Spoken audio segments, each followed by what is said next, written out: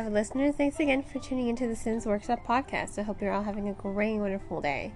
Today we're going to be talking about Winter, White, and Wicked by Shannon Ditmore.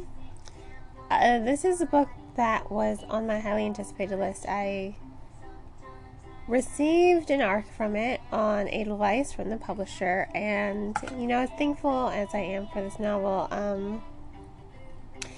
unfortunately it was a little bit of a letdown for me because the story I think there's a lot that could have been improved upon the story.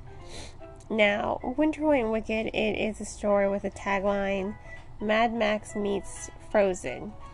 And who wouldn't be drawn to that sort of tagline? I mean, you've got Mad Max, which is just like all chaos and action. And you have Frozen, which is just a retelling of the Snow Queen. So in essence, this is a different retelling of the Snow Queen by Hans Christian Andersen. Now, what I really had an issue with was, I think the storytelling was just kind of lackluster. I did like that opening chapter, that prologue. It really does give a sense of this world that the reader is in. It does give a sense of Sylvie and Lenore and how different they are. So it does its job by opening up this world to the reader. Of that, there's no doubt. But right after that, I think it's just... I think the pacing is very choppy. Sylvie, she has a rig. Lenore's gone with the rebels, and she approaches the smuggler / rebel leader Mars so that she can try to get her, not her sister, but they basically are sisters at this point. Lenore's family took her in when no one else did or could, so she needs to get Lenore back from the rebellion. She really does think Lenore has been tricked into the rebellion, but I think a lot of my discomfort from this novel is the characterization and the dynamics. I think it stems from that. But, ultimately, it really was the pacing of the story. I really wasn't a fan of it. It was just dragging a lot for me. I expected something more high tension. I expected something more high stakes. More along the lines of Mad Max Fury Road, I was expecting a more high tension, fast paced story. But I didn't get that, unfortunately. So it really was a bit of a letdown for me to read the story, and gosh, I can't tell you how many times that I generally read 2 ebooks. I have my morning read. I read in the morning when I drink my cup of coffee, and then I have my evening read, which I generally start in the afternoon if I'm able to. And I can't tell you how many times that I looked at this book and I was just not interested in picking it back up. And I hate when I feel that way, when I'm just like, oh God. And I hate to say this, I fell asleep reading this book so many times. Like, forcing myself to stay awake to read this book was a trial. And that just goes towards the pacing. Pacing was really slow. The story just dragged on. The characters wasn't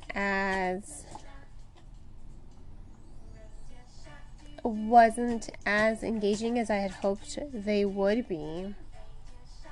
But I started reading this book in the afternoon one day at work. It was a really slow day at work, and I was falling asleep in the middle of the afternoon reading this book. Now, I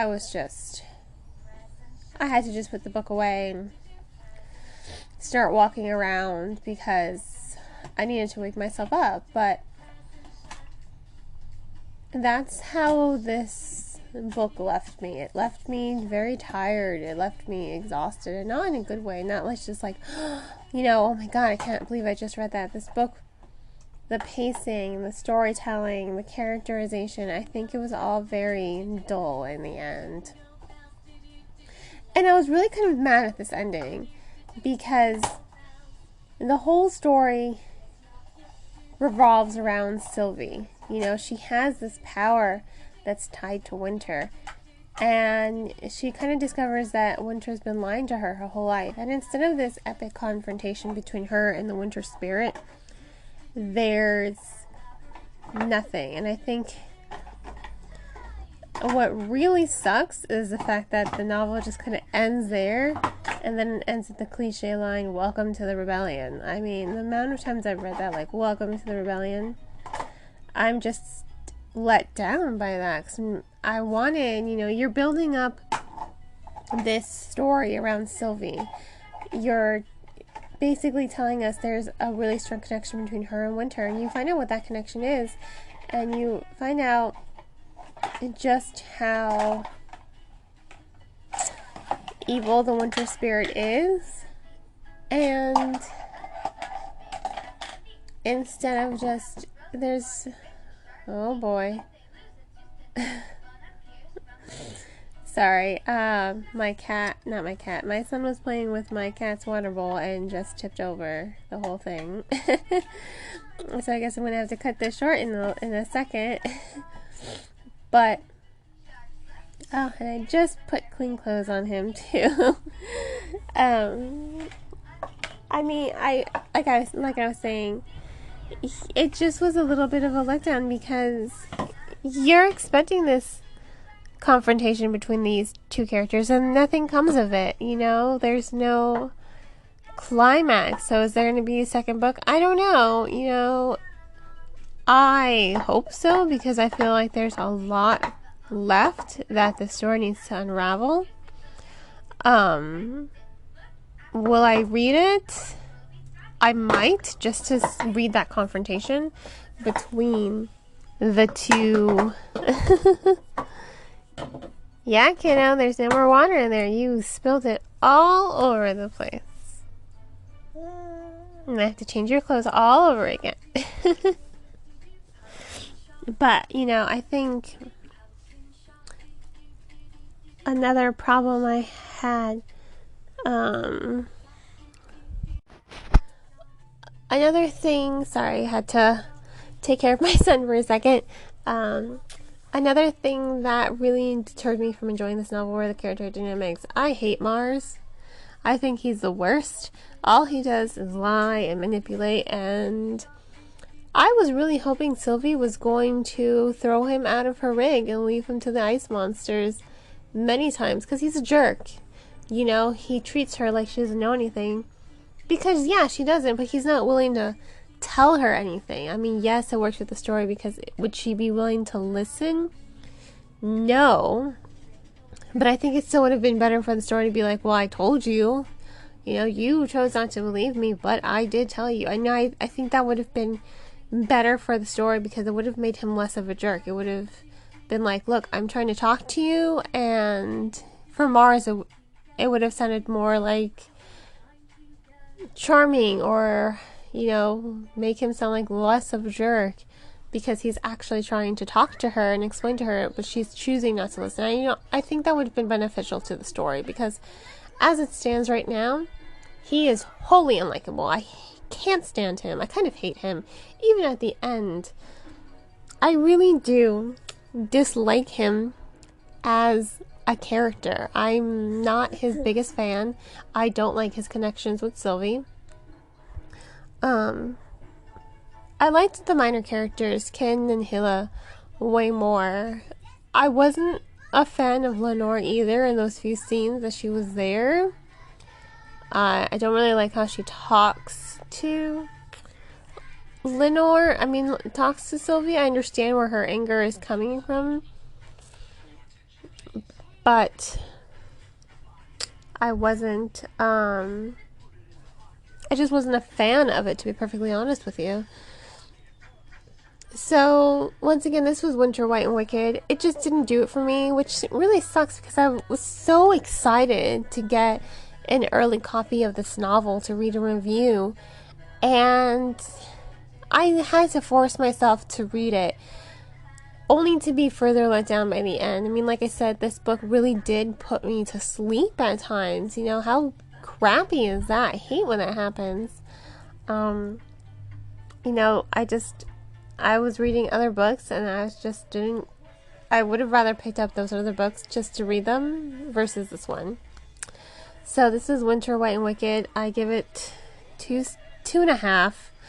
And I think I'm being nice with the half. I'm gonna go ahead and give it 2.5 out of 5 stars. If you want to give it a shot and you want to purchase it, go ahead.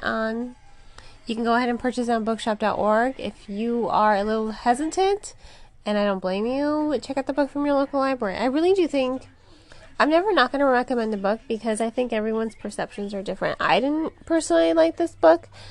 However, you, the listener, might. You might just think, I'm going to go ahead and give this novel a shot, and then you might like it. I think that we all interpret literature and artwork differently, so I think you should give this novel a shot. I'm never not going to recommend a book, even if I don't like it, because we all interpret things differently, and we all enjoy different things, you know what I mean? So, once again, this was Winter, White, and Wicked by Shannon Ditmore. Check it out. I do think it is worthy of being at least checked out. And on that note, I hope you all have a great rest of your day. Please continue to support me by liking this podcast and sharing it with your friends. And happy reading!